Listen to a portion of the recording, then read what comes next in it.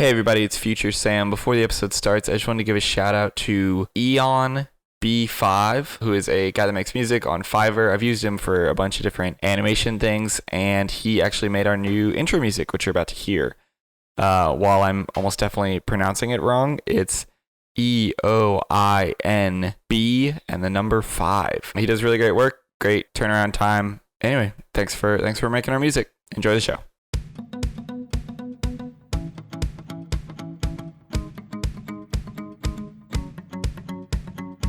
Hello, everyone, and welcome to Get Better, a show about two longtime friends trying their best, growing up, and hopefully getting better.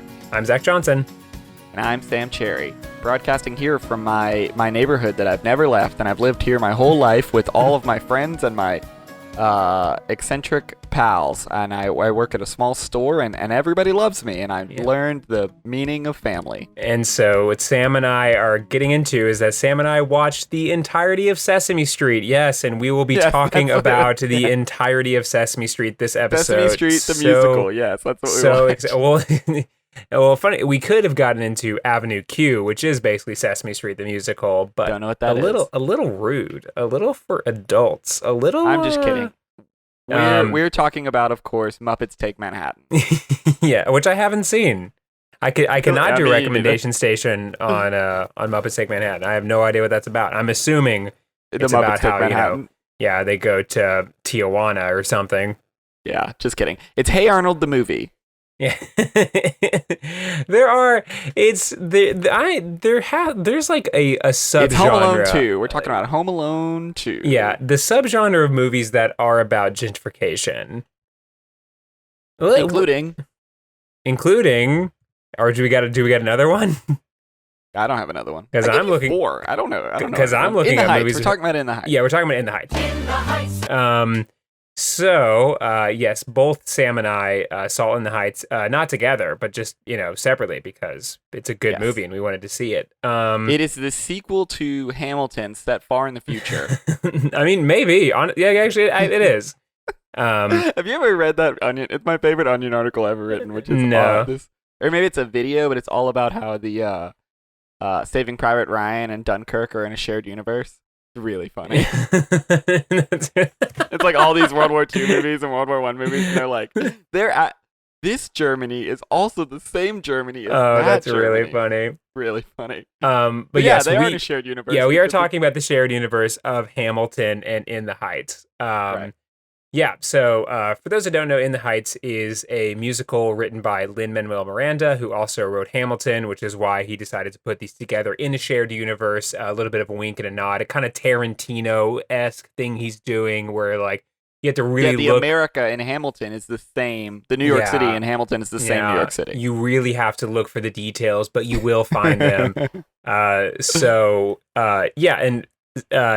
a musical. It's the first one he wrote. I think it came out in 2005, maybe 2007 or so. And it follows this main. Actually, it follows kind of an ensemble, which I did not know anything about In the Heights prior to watching this movie. So I didn't realize how much of an ensemble it was prior to getting to this. I really thought that it was going to follow mostly the exploits of the main character, Usnavi. I am Usnavi. And kind of him bipping and bopping around the neighborhood. But it was more about, as kind of Sam and I were joking about, it's more about the entire neighborhood, kind of, and what it feels like to live in Washington Heights. Which is, I believe, in far, far, far north Manhattan, possibly. Yes. Is it as far up to the Bronx? Because I know Bronx is different from Manhattan. So is it like the last neighborhood before the Bronx? Sort of. It's near the top of Manhattan. Funny enough, I assumed it was in the Bronx because of that really prominent in the poster and just throughout the movie in the shots of the bridge, and with Vanessa's whole thing about going to Manhattan, I was like, oh, obviously that is the bridge from the Bronx to Manhattan. Mm-hmm. That's why it's... No, turns out that is the bridge to New Jersey, and no one ever crosses it because it's irrelevant. So they are on the northwestern side of Manhattan. They are not fully at the top, I don't believe. Lin Manuel actually grew up in the neighborhood right next to it. That I looked it up because I had my like, wait, is this like a rich guy writing about poor guys kind of story? But no, demographically, it's same income, same demographic splits, but it just happens to be a neighborhood that rhymes less good, right to the east. But Yeah. he grew up right around Washington Heights. But yeah, it's the northwest, and that bridge is the one to New Jersey, No, I did. where the Sopranos live, also shared universe. Yeah, they if you look really close, They you can see. But yeah, no, I kind of figured that. I mean, I knew that he was from that area just because he talks about like that a lot, and I thought he had kind of written himself into the role of one of the main female characters, not Vanessa, Nina, who, maybe. yeah, I thought he kind of written himself into that sort of role because Nina is one of the characters that goes off to college and like has a hard time relating to people in like the real highfalutin academic world because like they can't understand really where she's coming from. And so I kind of thought that Lin-Manuel kind of wrote himself into that role, which was kind of how I was seeing that character. I assume with all of these projects with an auteur, I assume it's always one of those things where like each of the characters represents a part of the main creator. You know what I mean? Like Benny, who's grinding all the time, and Vanessa, who has these dreams of being in art down in New York. Oh yeah. You know, and Usnavi, who's like Usnavi is Dominican, Lynn is Puerto Rican, but like this real deep love for his Caribbean heritage and all that sort of stuff. That's how I took it, but also Nina. That's a great point. That's interesting that you say that because I didn't really think of that auteur in the lens of every character is a piece of themselves. Which I can kind of see in some of my favorite auteurs, people like Francis Ford Coppola, but my favorite auteur is Michael Bay. Michael Bay really, really writes himself into the characters. He's always the flag. Yeah, he is both. Actually, he's all three. He is all three: the racist robots, the what he is though, the overly patriotic Optimus Prime, overly patriotic Optimus Prime. And he is also the hottest girl in school. I think that he kind of like takes every single part of his own self and writes it into those roles. And I didn't really see Michael Bay as the hottest girl in school until you said that. And now I kind of can sense that a bit more. He is always leaning over the front of cars in a way that no one ever would. Yeah, probably. But back to In the Heights. So it follows these characters. We have Usnavi, we have Vanessa, we have Nina, and we have Benny. Those are kind of the four main characters. And there's also the women in the nail salon, and there is a grandmother character, and there is Abuela Claudia. Abuela Claudia. There is a nephew who goes by Sonny, and then there's like kind of the characters that kind of follow around them.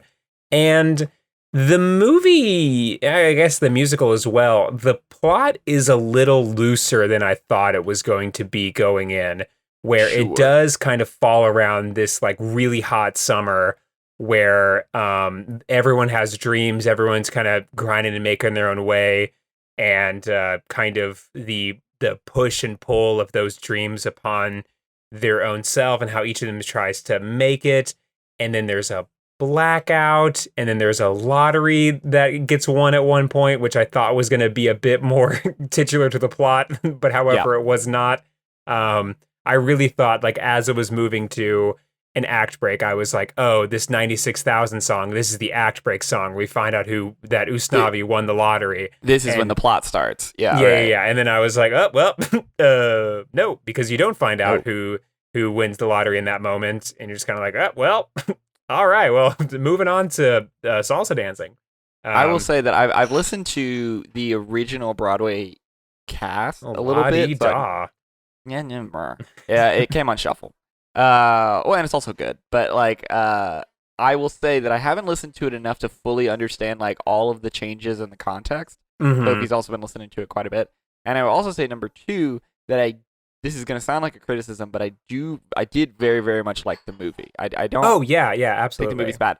But and I understand why they made this choice. But when I was watching it, of course, and it said 3 days till blackout, I was like, "Oh, I know what the climactic scene will be because it's a blackout in New York. There's going to be looting." Like that's like the whole thing where like, "Oh, you showing this guy who owns a convenience store, there will be a blackout. I know what blackout means in New York. There's going to be looting." And in the original, the fireworks song, because I thought like, oh, maybe that's how they were dealing with it when Sonny, there's a blackout and Sonny's like, oh, we have to illuminate the neighborhood, and they start shooting off a bunch of fireworks. And I thought like, in my head, I'm like, right, to stop the looting. But then the looting never happened. In the original Broadway, that is like the climax of the film, is they have to go to the store and protect it from looters. Oh, is that really what it is?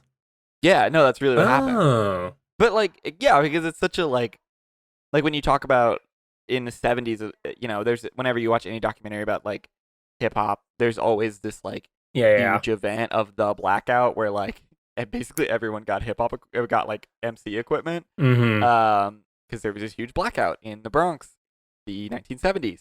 And I don't know, I mean, that's just, I think that because that moment is so codified in my head, it was like, and also I thought the story took place in the Bronx. It was like, okay, they're in the Bronx, there's going to be a blackout. Yeah. I mean, maybe just because that's the only other touch point I have for blackouts is that story about how hip hop got started. Yeah. But anyway, so yes. So that, I think partly because, and I understand why they took that out in this current context of like, well, we want to make this movie because it's going to make hella money, but we don't in 2021 show a bunch of minorities looting. Yeah. And I understand that decision, but I think perhaps the pacing and climax of the plot makes more sense when there's like a very dramatic,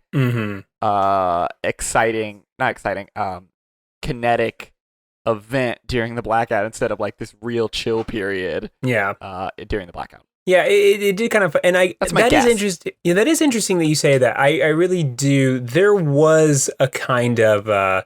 It's funny they were bringing up Sesame Street and Hey Arnold because there is a kind of Sesame Street vibe to the whole thing. Sure. In that, like, there's this one character who does graffiti. That's like his whole shtick, is he does graffiti. Graffiti Pete. Graffiti Pete. Is that his name? Yeah, I saw it in the credits. Oh yeah, Graffiti Pete. That's his first name. That is his Christian name, Graffiti Pete. His government name is Graffiti. So yeah, Graffiti Pete. The movie opens with Graffiti Pete like spray painting on the store itself, and then he like Usnavi chases away Graffiti Pete, and later on in the movie they're all going to the pool together, and I was just he's like cool hey, with that's them. Graffiti Pete. Wait a minute. Yeah, so it does have this kind of like we're all buddies here, like we all love each other. The neighborhood. Yeah, this is the neighborhood, and it even like when. Throughout the movie, I'm doing a no spoiler review in my cranium, so I don't say anything. So the one spoiler that we haven't already talked about. Yeah. I mean, so I guess everyone knows there's a blackout because it's like the first thing you see on screen. But the neighborhood really unites together in a tragedy, and so it's really painted as the community is very welcoming and that's like, ultimately like the thing that Usnavi like clings to the entire time is the welcoming nature of the community, which I think that's interesting because like it is so much about community and like being welcomed by people, but like, for the most, like it really feels like it's almost background sort of stuff to the characters, goals, I guess.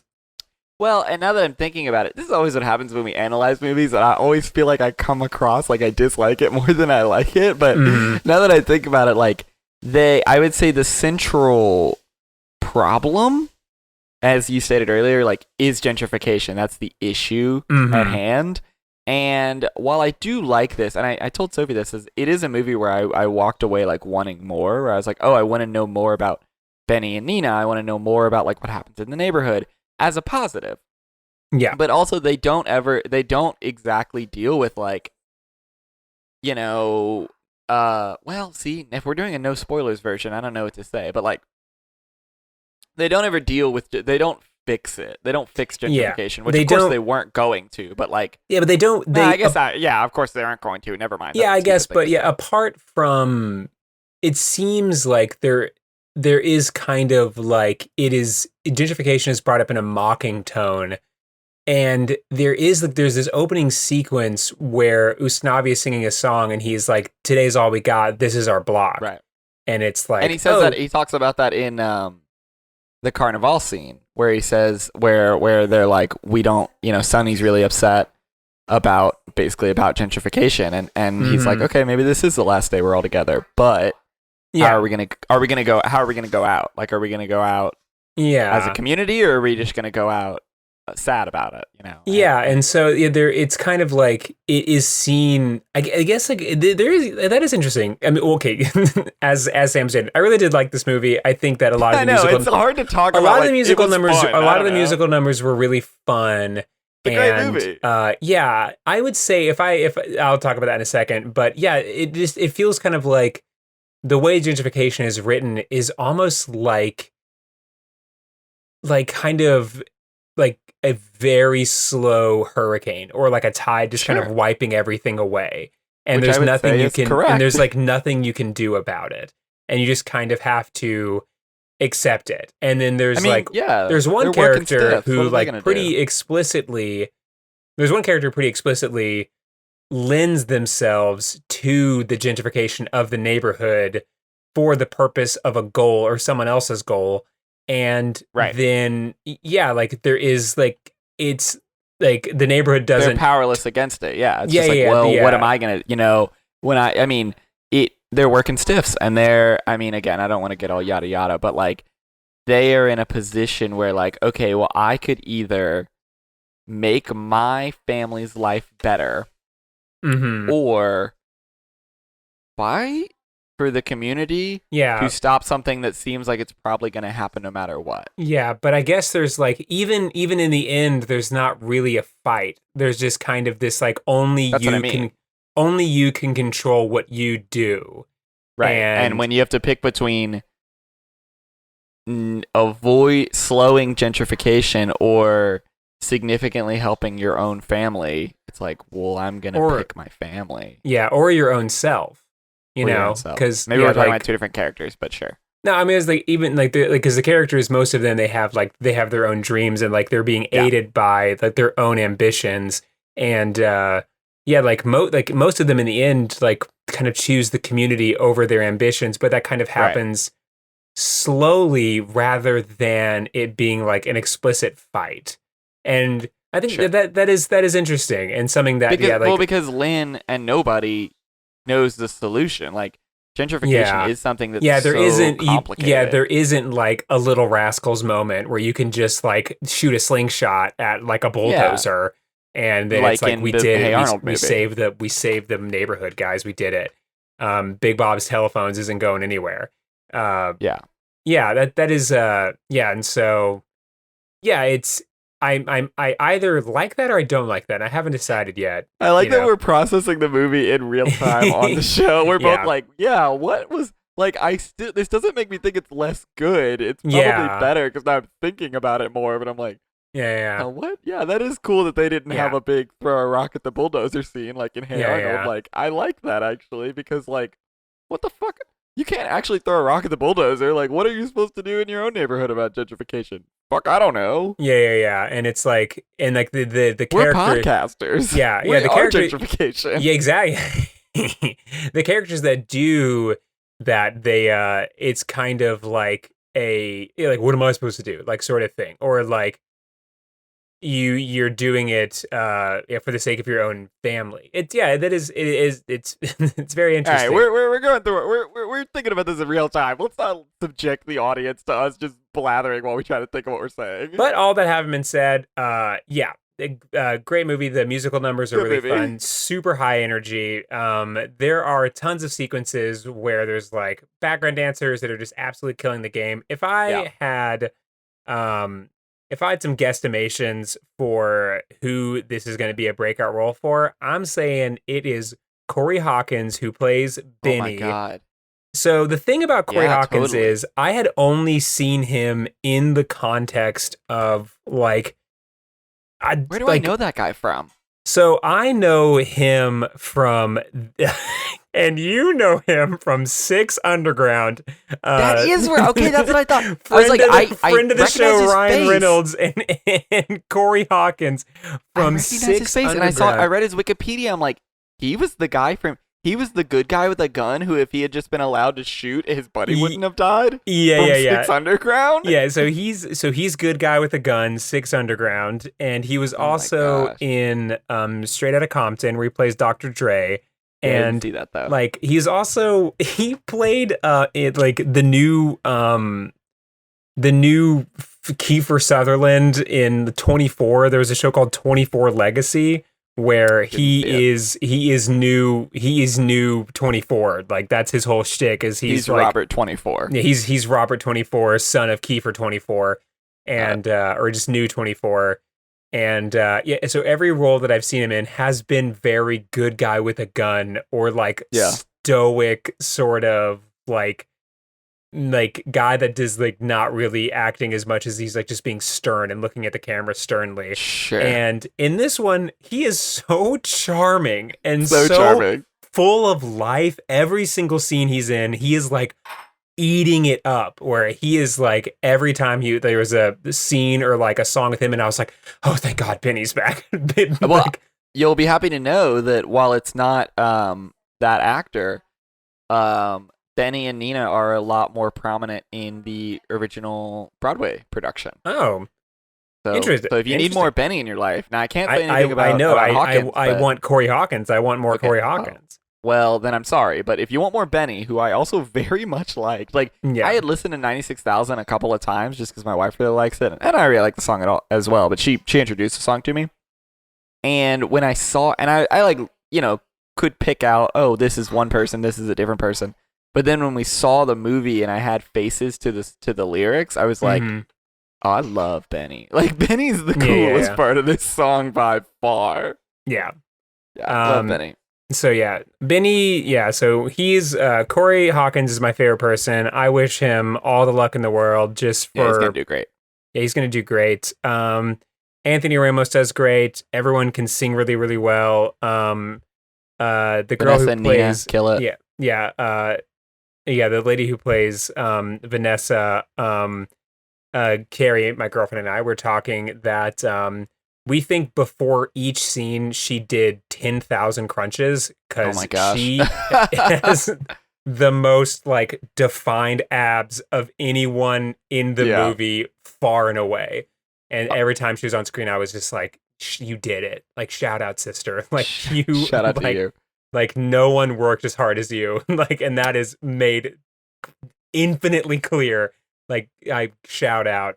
Yeah. So, Also, yeah. fun fact: while I was trying to figure out what neighborhood Lynn is from. It's Inwood, which is right next to Washington Heights. Lin-Manuel Miranda's wife is named Vanessa, which is probably where he got the name from. Oh. Name of the character. Oh. Also, if you're hearing any background noise, my wife and number one fan Catherine are in my apartment because they're planning a party. Just smashing pots and pans together. Just smashing pots and pans. Just screaming. That's and them. That's them. They've let a bunch of just birds just around. Jesus Christ. Do a podcast. And final. We're and not final, gonna. I'm gonna edit it in post. Won't edit it. Anyway. Final thoughts on In the Heights. Good for movie. Any eagle-eyed viewers who are looking very closely, there's a Lin-Manuel Miranda cameo. It's a blink and you miss it cameo. It only takes up what I would guesstimate is about third of the movie. 20 minutes of the movie. But hey, there was one Hamilton's there. He's in there it. was one sequence with Lin-Manuel where I was just like, this one had to make it. This one, like going back to the ice cream truck thing. Yeah, could not reach the cutting room floor. I was like, all right. Did you stay through the credits and see the bonus scene that also had? Are you serious? There, yeah, I'm not joking at all. Dude, Mr. Softy's truck breaks down. Yeah, I'm not joking at all. No. There's literally a whole scene where he sings an extra like stanza about the ice cream truck. Thank goodness. I didn't know what happens with Benny and Nina, and honestly, I could give a shit. Because what I really want to know is what's going on with the shaved ice guy. But anyway, go see it. It's really, really great. Also, and I was looking at the IMDb for this Lin-Manuel Miranda. I didn't see this until right now. He's in the poster. Is he really? He's in the poster for the original because he plays Usnavi. No, he's the poster is like all of them drawn onto a brick wall, like all the main characters drawn like mural style into a brick wall. And by Graffiti Pete. Yeah, by Graffiti Pete. And you catch Lin-Manuel Miranda's ass standing right in front of it, pushing his shaved ice cart. Oh, yep, there he is. There he is. There's Lin. My God. Oh my God. Can you miss it? Oh, and you know what? Never mind.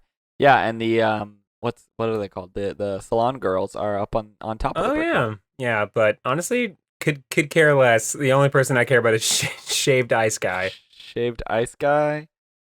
Lin-Manuel Miranda. Yeah. All right. Well.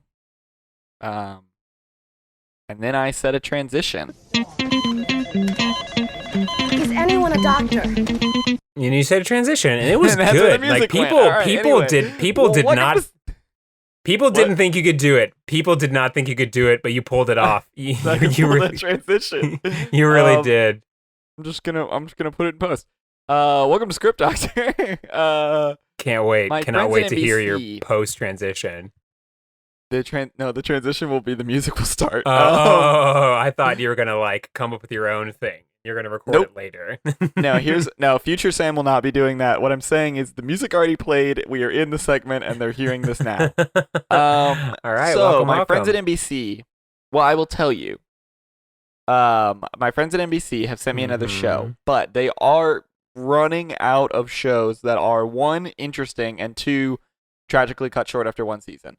As I've mentioned before, 90% of the shows that only last one season are like, I'm a fat dad. I got a hot wife, and my daughter's 13 and likes boys, and my son's 10 and he likes fireworks. And they're boring as shit, and they last one season because they're garbage. Well, tell you what, I think that they keep doing those because every once in a while you get a Last Man Standing, which is going on for seemingly until the sun burns out. Or King of Queens, or 8 Simple Rules for Dating My Teenage Daughter, or exactly. So it's like all of the other billion shows. Yeah, everyone periodically forgets that those exist, so they just got them. They got them like ready just to film at any point in time. It's like, who do we got? Yeah. The guy that played one of the gay dudes in Modern Family. Get him in here. Sure, whatever. Get him in here. Give him a hot wife and a teenage daughter. Also, the show Modern Family is the same premise. Yeah.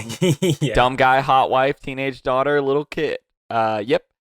Anyway, well, Modern Family's got a little bit more going on, but yeah, it's the same premise. So most of them are boring. There's only, not everything can be My Mother the Car. So I think we are trying to find some new segments to supplement Script Doctor. But today, what I'm saying is my friends at NBC are getting together with their friends from the other networks, and they've got a couple shows they want us to not rehabilitate, but perhaps document and workshop. They want us to kind of say, hey, let us know your thoughts on these. But for now, and because of this, the networks are still at war. It's kind of our Yep. That's right. It's kind of our Good Friday agreement But they are still friends with each other. Do not slip up for 1 second. All competition is manufactured. There are only two classes, the rich and the poor, and the rich pretend to be at war with each other so that we will be at war with each other. But it is all a lie. There are two classes, podcasters and coffee shop managers. Anyway. No. Zach is the bridge between the two. Anyway. I am the avatar. I am the one that will finally, the market is being broken into. The four nations were at peace until the coffee managers attacked. Yeah. Anyway, they are still at war, the networks. And actually, NBC has come to me pretty frantically because there are actually 3 shows. See, the other networks have heard our great show, and now they're getting their own crack teams to revive their own show. So, as you know, Zach, because I've sent this to you, I can stop pretending that you don't know it yet. Because I was like, whoa, what's happening? In the summer of 1979, after National Lampoon's Animal House came out, all 3 networks did come out with a college fraternity show that was tragically cut short after 1 season. Now, only NBC's was tragically because those other people are trash. They deserve to be canceled. But we are now in a race against. Yeah, I know. Yeah. Until they started all paying us to talk about their shows. But for now, we're on NBC's team, and so I'll go over the competition really quickly. So because it's Animal House, ABC came out with Delta House, which is the name of the fraternity in Animal House, and is more of a direct show sequel of the movie. So it is about the Delta House fraternity and is kind of a sort of direct television version of the film. It lasted 13 episodes. Yeah, the usual, gets canceled, right? CBS came out with Co-Ed Fever, which only had 6 episodes. But it actually only had 1 episode because it was canceled after the very first episode came out. So I really don't think we have to worry about the reboot of Co-Ed Fever.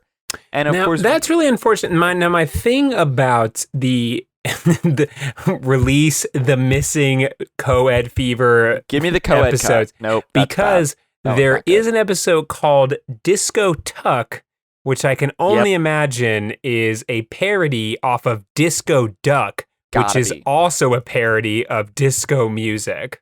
Yes, it is. Also, the first episode's Pepperoni Passion, and twist, the second episode is called Pilot, which is pretty unorthodox.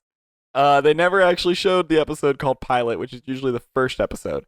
I'm gonna really quickly send you a picture of Disco Duck. Oh, I know Disco Duck. But we are working on the 1979 show. Lasted 12 episodes, made by NBC, tragically cut short in its prime, brothers and sisters. And we really got to hustle on this one because, like I said, the other networks are also trying to revive Delta House and Co-Ed Fever, although not super worried about that one, at the same time. Yep, okay. I think I was thinking of the Marvel Duck. Don't know what this thing is. That's Disco Duck. That's Disco Duck, huh? That's Disco Duck. We have an image for the thumbnail. So just briefly, in 1976, there was a chart-topping song called Disco Duck, and it was about a disco duck, and it was the #1 song for like a little bit in 1976. I like that the head of the duck is yellow, but the feathers, which would also, you would think, be yellow, are white. Mm-hmm. And it has hair and a bow, but I'm actually more bothered by the other part. Yeah. There's a lot. This is a cursed image you've sent me. This is horrid. I really don't like. As always, we got to the point of the episode where you've done psychic damage to me. We made it. We made it through. So this script doctor should be pretty good because I've thrown Sam off his game. He's psychically upset. So we're gonna get some psychically upset script doctoring. So we are fixing brothers and sisters in competition with, of course, Delta House and Co-Ed Fever. Now, I like that. So Delta House is interesting because Delta House is actually adapted from Animal House itself. Yes, which the Delta I think House it definitely gives it a leg up because it can live in that universe, a shared universe with Animal House. I'm not worried. Yeah, because those fucking amateurs are going to do a shared universe, not us. I'm really not worried about Co-Ed Fever because their second episode's called Pilot, so they're gonna trip over their own ass and not even get the show out. I'm really not worried about fucking CBS and Co-Ed Fever. But I think Delta House is our concern. Okay, this is interesting. In 2002, Co-Ed Fever ranked number 32 on TV Guide's 50 worst TV shows of all time. That is quite the accomplishment to make after one episode. 5 unaired episodes. No one's even seen the other episodes. One episode Aired, and they were just bad. like, friends, this is the absolute worst episode. I mean, to be fair to all of these shows, and Animal House was a great success. John Belushi, very funny movie. As far as I remember, please don't cancel me, or do, fuck you. Anyway, but it seems difficult to make 3 basically spin-off TV series about the same. Like, this happens, they'll be like, Twilight came out, now there's like 50 vampire shows. But all of those got canceled too. So, like, it just seems tough to put all 3 of these out in the same summer, right? Mm-hmm. No, I mean, it is, it's tough. But I mean, I think that with TV pilots like this, capitalizing off of one movie, it's Highlander rules. It's like there can only be one, and we're all gonna like crash to the top. Yeah, and none of them did. Actually, all of them failed immediately. So let's see. Let me check and see when Neighbors came out. 2014. Shit, that was 7 years ago. Can't really capitalize off the success of the Zac Efron, Seth Rogen little put together because that was. No, but there was Neighbors 2 with what's her face. With what's her face? That's right. Chloe Sevigny. No, Chloe Grace, whatever. And that was in 2016, so a bit more current. Okay, but I'm saying I'm not okay. Sorry. So with brothers and sisters, I feel like we have to keep the fraternity. Oh, you're saying we need to revamp it, but we should revamp it in the same way. No, I mean, I was trying to capitalize. Like, I'm trying to, I get what because this is striking while the iron's hot. I really feel like NBC reached out to us a little too late. And I know the pandemic happened, but we've been doing this show for a bit, so they could have reached out to us before. 4 years. So they could have reached out to us before when it was a little closer to being hot. 2 years ago, maybe before the creation of this segment, but still, 2 years ago was the 40th anniversary of these 3 shows of the frat pack, and now wait a minute. Mm-hmm. Nope, fucking almost did it again. Do all 3 shows set on the same campus and the cast interact with each other. Almost fucking did it again. You almost did it again. Can't fucking do that. All right, so scrap that idea. God, it's just right. It's just finger on the trigger on that one. It's right there, man. Doing shared universe is so easy. Genuinely an idea. So easy, and people love it. People want it. They want that shit. I fucking want it, I guess. Anyway, okay, so we need to reboot this fraternity sorority show. All right. Here's one angle. I don't think this is a good idea, but here's an angle. Mm-hmm. Gritty reboot, right? Where it... Ooh, no, I got it. Maybe I don't got it. Here's an idea. Horror show. Psychological thriller television show. Okay. Oh, I don't want to do like... So we're following we're following Archie. We're following Riverdale or whatever the hell. I'm saying more like Twin Peaks. Here's what I'm saying. Okay, you know, in concept that fraternities and sororities have quote unquote secrets, right? Oh, you're aware of this concept? I am aware of secrets. Okay, you might be more aware. You might be more aware of it than me. Well, I am because I was in a fraternity, and so I know that there are secrets and there are initiations and rituals and yada yada yada. Now I can tell you from experience. Well, I can't get specific. It's pretty benign. It's nothing to, it's fucking blah, blah, blah. It's no big deal. Like 30% of college students join a fraternity. It can't be that big a deal. Yeah. So it's not the fucking nuclear code. It's not about the secrets that actually are. It's a secret that people want them to be. It's the secrets we made along the way. But what I'm saying is, okay, our hero, right, joins a fraternity, first or sorority, whatever.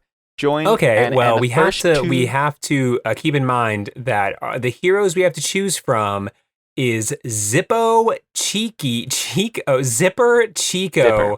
and Harlan. So keep that in mind. Yeah, I mean, there are females in this cast. We could just change that. We could switch it up a little bit. Ooh, Amy Johnston played Susie Mary with a Lee. Z. Hell yeah. See, maybe it's Susie Cooper, or Ronald Holmes III. I don't know. Whoever our hero is, right? They join a fraternity or sorority, right? And it's your normal, but you got a little bit of Stepford Wives in there, where you're like, this is fun, and like my best friend's in it, and like she's a grade older than me, and I trust her, but things seem a little bit off, right? Mhm. And it's a little bit Stepford Wives, right? And then Okay. maybe 2, 3. All right, so let's see. How many? 13 episodes Well, of the season? Mhm. 13 episodes. Episode 8 is initiation. And then you Okay. find out the You know- secrets are not benign. It's actual magic. You know, I'm going to take a step away from that. Okay. And so what I want is something, because that's been done. You know, we have... Twin Peaks? When is there What do like you- actual secret magic? What are you talking about? That's like there's American Horror Story Coven, and there is like, Okay, but I'm saying I guess fake like out even where like Charmed, probably to an extent. yeah, but Um, those have the premise. Within the premise is magic. I'm saying I think that we people have would a see the turn. real magic coming from like a mile away. the It's gotta magic be is the way we along the way. It's Okay.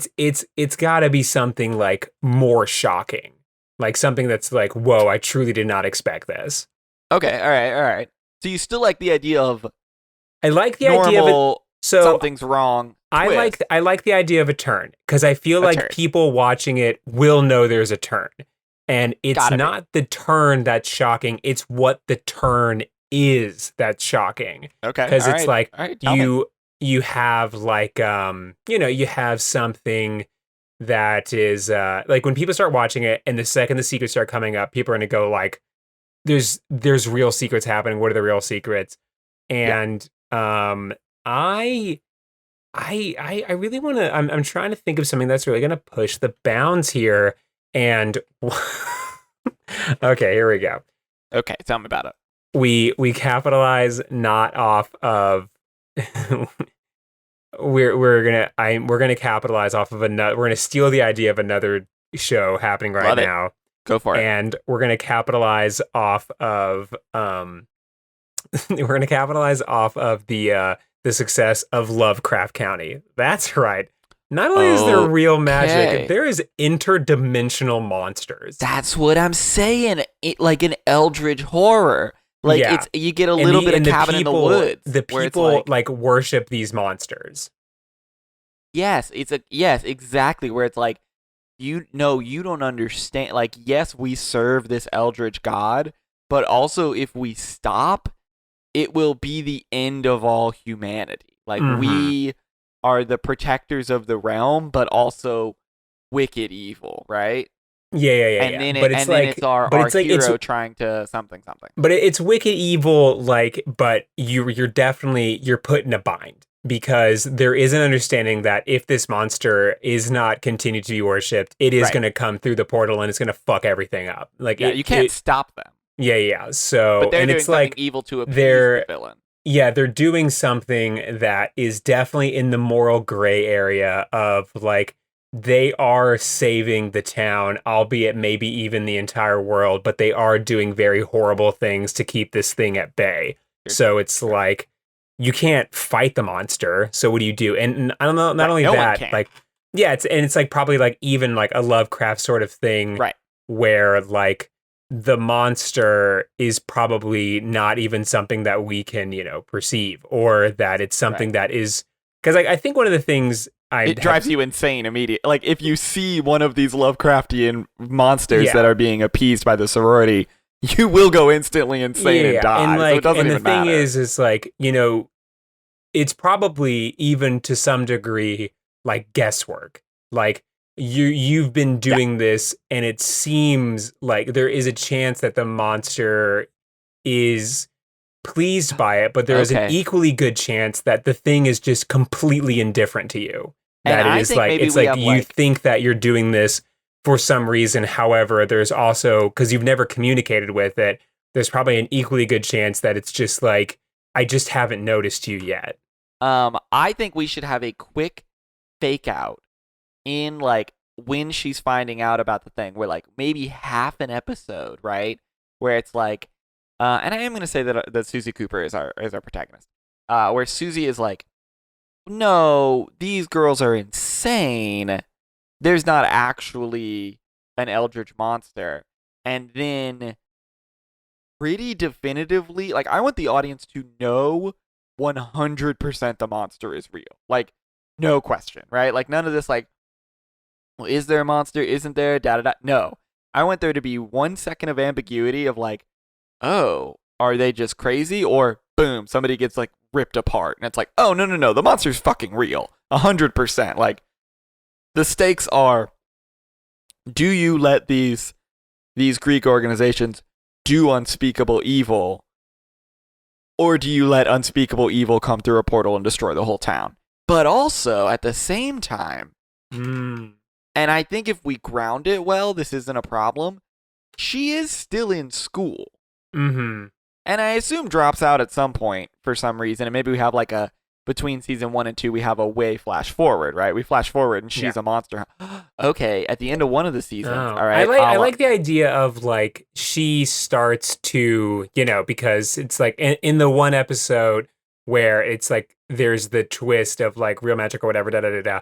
I like that one where like we devote a whole time to her being like, you're going to jail, like you're all going to jail, and then she like goes and talks to people, like, because if it's like a town, people probably like know about it, or like she'll go to small like college town, right? Yeah, so she'll like go to the dean, and then the dean is just like there has like a moment of like the dean is like, I'm gonna help you out, da da da da da, but then there's like a turn where he is like, this is bigger than you think it is. Like, I'm also because he's an alumni of one of the fraternities. Yeah. He already knows everyone in the town. And then there's like, but it's probably like a moment where like you see like they're talking to him, da da da da da, and he starts kind of acting weird, and then the camera like flashes to he has like a lapel pin that has the fraternity thing on it, and she is just like, I can't trust you for shit. And Susie didn't want to join a sorority, right? She was not interested in sorority life. I think it's interesting because it like I was thinking more about the flash and the lapel pin, because she still thinks that they're all just murderers, and it's just like, you're not going to help me out because like you're one of the murderers too. I need to go like da da da da da. And like that's the whole time where the audience still think that they're just like in a cult devoted to nothing, and then they're just like do occulty things. And then that's when we eliminate all ambiguity, and it's like, nope, they're real. They're 100% real, and they're right and real and evil. Yeah, and now you see these people that are doing horrible things in a different light, because it's like, if they didn't do it, then like, they're right. Like their hands are tied. Okay, so I got 2 things for you. 1, I think we do a slow lead up, right? So the beginning, the first 3 or 4 episodes, maybe, is college drama, right? And to a point where we build up relationships that just get wiped out, where like this is no longer important. I don't know if that's good storytelling or not. Maybe I'm shooting it around. Okay, part of it. The college she goes to, Susie, does not want to join a sorority. But she goes there because of a scholarship, or it's got the program she wants, or something. And there's some line of dialogue where her best friend, girl named Mary Lee, is like, oh, well, the campus is 90% Greek. Everyone here is Greek, so you kind of have to join, right? So that's why she joins, is because and then that has a whole nother turn when you find out, 90% of the people on this campus have been initiated. They all know, right? And it takes and then, brothers and sisters kind of takes a different meaning. Because they're brothers and sisters of a cult. So here's another thing. I don't know if this is the end of season 1 or this is the end of season 2, but you know me, I love changing the tone of the show. Oh, you love it. We love Connected. We love Connected. At the end of one of the seasons, maybe she has her big heroic moment, right?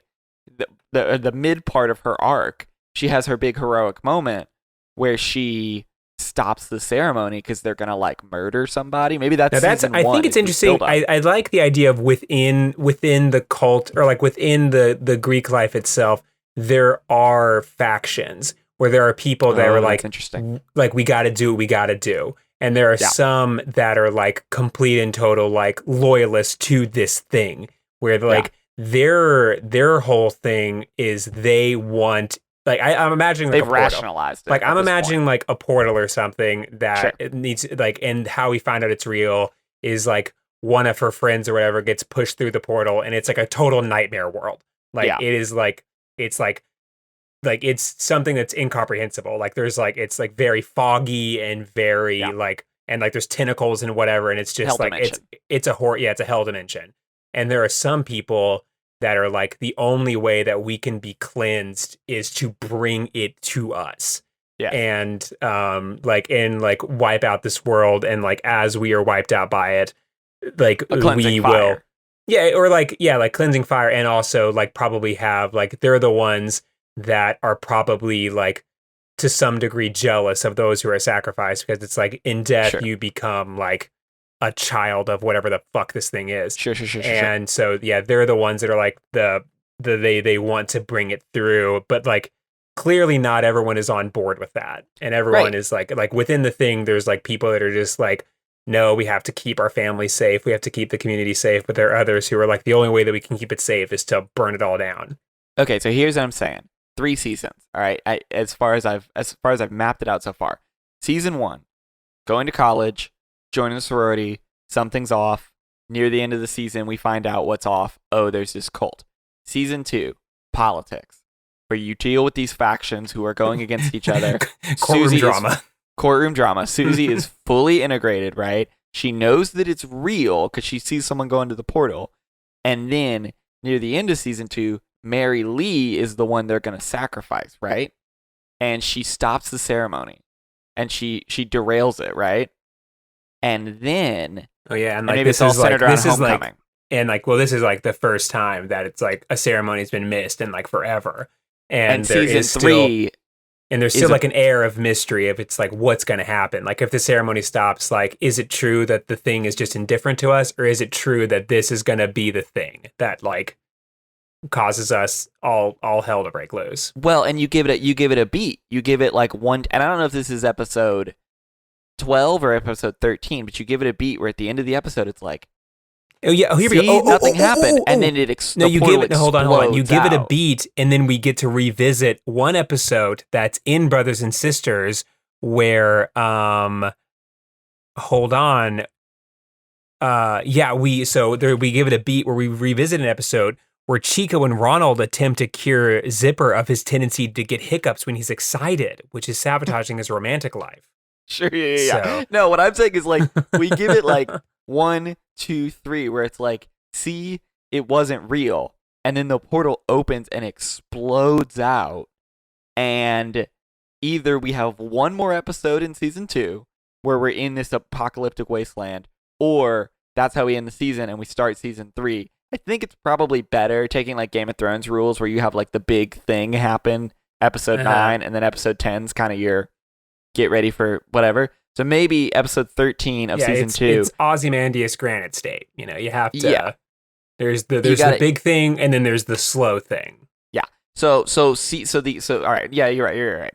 So episode 13, season 2 is like 7 years later, and now Susie is like Mad Max Fury Road, and they're dealing with this hell world that's full of demons. Oh shit! I don't know I don't know what comes after that. Maybe I don't know what the story arc is of like she's going to get something, but I also want to be clear. It's not to fix the world. The world is unfixable, right? Like this real tone shift where it's like, we're never going back. The hell demons are here. But she's got some quest where she's got to do something. But it's not like, oh, I need to break this crystal. Yeah, I'm the chosen one. I'm gonna do whatever. It's and like it'll set everything back to normal. It's never coming back. It's almost like it's people. It's like kind of become like we have to get reintroduced to the world like Star Wars. Like Han Solo is a smuggler or whatever. That's his job. His job in this world is a smuggler, and so we get reintroduced to the characters, and it's just like, you know, there may be people in a resistance, but she is like, you're kidding yourselves. Like because she caused the apocalypse. Yeah, we just have to we're just new people now. I'm a runner. I take X to Yes. X to Y. That's all I do. And you had better find yourself some new jobs coming up soon, because like there's no more like I'm gonna be a teacher or whatever. That shit's south. But it's I'm saying past us. years later. So like, yeah, we're adjusted. And so season 1, and again, I don't know if we just end season 3 or we go. I mean, I think more than 5 seasons, you're kind of stretching it, but I haven't seen The Leftovers, but I imagine it ends like The Leftovers. I haven't seen The Leftovers if either. I'd seen The Leftovers, I would imagine the ending of this show would be kind of like The Leftovers. Like, as long as it's not like Walking Dead. Because the premise of The Leftovers is that a chunk of the population just disappears, 3%. and they never come back. And I don't know how The Leftovers ends, but I bet this show ends like that. A show I haven't seen. I've seen about 4 or 5 episodes of The Leftovers, and it is pretty interesting. But yeah, that's what I think we do with Brothers and Sisters, because everybody else is gonna do their fucking, they're gonna do an Animal House reboot. They're gonna do their bullshit with Delta House. Co-ed Fever they're not even gonna get out the gate, and we are going to fake like we're doing that for like 2 episodes. Yeah, we're gonna pretty clearly. Honestly, Delta House is just gonna be fucking Riverdale. They're gonna do Riverdale, and we're gonna fake out that we're doing Riverdale, but we're not. Yeah, because people are like, "Oh, this is just Riverdale," and it's like, you better hold on to your ass. Hold on to your ass, because by episode 3, you'll be like, "Oh, it's like it starts." You're like, "Oh, this is Riverdale." And then episode 3, you're like, "Oh, it's Riverdale," and there's some dark town secret, whatever, blah blah blah. I've seen this 1,000 times. There's probably like a cult or something, and it's the cops are covering up on murders, and it's like, oh no, dog, shit's about to get so wild. And then season 2, it's like Game of Thrones, and then season 3, it's fucking Fury Road, and it's like, shit, this is not what I expected. Yeah, season 1 takes a pretty definitive horror shift, and it's just like all suspense horror the entire way through. Like, it's cosmic horror. There's nothing you can do, and there's a lot of people that have to, like, the character is like, our character goes from being like a girl that is apprehensive of going to college to a girl that is apprehensive of her own existence. Yeah. To Furiosa. Yeah, to Furiosa, who is, she's hardened by her own existence, and she is like, all I have is my own life, and clearly there is nothing in this universe that cares about me. So and also I just deep guilt for literally causing the apocalypse. Yeah. Being the sole... But she's got to have a reason. See, our Furiosa version of Susie has to have a quest, because, like, she caused the apocalypse, and something is keeping her alive. Like, some sort of hope or drive or revenge or something is keeping her alive in this apocalypse, which she did cause. I like the idea of the Furiosa thing, where there are people that are still loyalists to the I like the idea of we never see the monster. We never have any idea what it looks like. It doesn't talk. It doesn't have an agenda. They don't kill it. It just is. Like, the monster is. And there are people like in Mad Max who are like disciples of the monster, and they maybe even like accidentally or maybe on purpose, they like looked upon it and they went crazy. Like, they fully had devoted themselves to it because they have like caught a glimpse of whatever it is. Yeah. And like the I said about audience Justice don't League, see it. Yeah. It's like I said about Justice League, where like if 1/10 of this existed, everyone would be an insane person in a cult. Like, yeah, there's obviously some Dark Souls, Church of Lordran, whatever, insane cult people who are just like, I love this, and maybe it would be fun to revisit some of the loyalist characters that are just like fully like bishops of the church of because like before they had some sort of like, they had a bit of holding on to high society, like with their like perfectly coiffed hair and like they're like well dressed, but now they're just like skin and bones, like eye cavities like fully in. And they are like, because then there's one the one character who's like the most loyalist to it is just like happy as a clam. Like, it's just like, this is exactly what I wanted. Okay, but I will say, not because they were rewarded by the Eldritch Monster, right? Yeah, because through sort of charisma and hard work, they became Yeah. But the Eldritch Monster does not give a shit that It does not. It does not care. They Does not care at all. Yeah, they have like created their own hierarchy within the system. Yeah. And it's like They this talk thing, their way into it, but yeah, they have like no. this thing does not even know that you exist. It's Yeah. just like kind of wandering out in this like wasteland, and like It would you kill you saw if it. Yeah. If it would kill you if you it would kill you the same way that I would kill an ant, but I am most of the time not even aware of its existence. You know, it'd be great. You know, it'd be interesting. Maybe this would be interesting. All right. So the monster pours out of the portal, right? Destroys big portions of the world.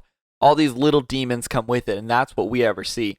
But the monster immediately, because it has no regard for Earth, flies into space, right? It's been summoned to our universe, but it's got other shit it's got to go do. So the reason we never see it is because it's like literally not on Earth. Like it did not give a shit about this planet. It was summoned to Earth, flies away. See, is that a good idea? I don't know if that's a good idea. I'll mull it over. But I like the idea of this indifferent, somewhat malevolent being. Because that's the thing. That's like what really disconnects like the Lovecraft monsters from the rest of them. It's not like Cthulhu is so big and scary it's going to smash you. It's like Cthulhu is fully unaware of you, and it is the author or like the people that are in that situation. Like you said with Justice League, it's like I have to deal with this now. I have to. Like the psychic damage of this, not even psychic damage. Like it has powers. Like it is psychic damage that like the way that I based my world is gone. It is completely. donezo. It's donezo forever. Yeah. So I'm not going to go to the store to pick up milk. Right. I'm not paying my college loans. I'm not serving coffee. Those days are done. Like there is a giant monster. It's like a half squid, half octopus, half elephant, with gorilla arms, just kind of like zipping around. That is, and so yeah. I used to be sad because I thought God was dead. Now I'm sad because I know he's real and he hates me. And it's like, oh God, this giant monster has just destroyed our planet. Yeah. That's good. I like that. I like there's got to be good existential horror. I feel like we're ready for it. I feel like after this season of life, we are primed for some existential horror. We absolutely need it.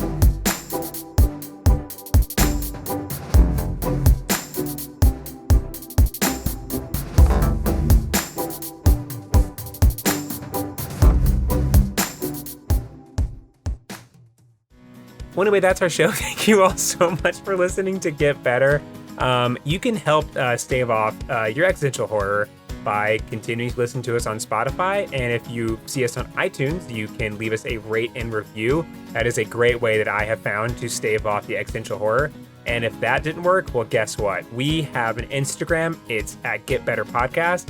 That's at Get_Better_podcast. We also have a YouTube called Get Better Podcast, where we have clips in our full episodes you can send around, and you can also get in touch with us. Think about what you would think the monster would look like, even though that's not important at all. You can send that to... Even though you missed the fucking point of Eldritch Horror. Yeah. You can send that to meetthefockers2 fockedup@gmail.com. I forgot our so much popular email. That is meetthefockers2 fockedup@gmail.com. And even though that this was a heavy one, we'll still be here. And you know what? We'll be here next week. So see you guys next week. All right. See you. Bye forever.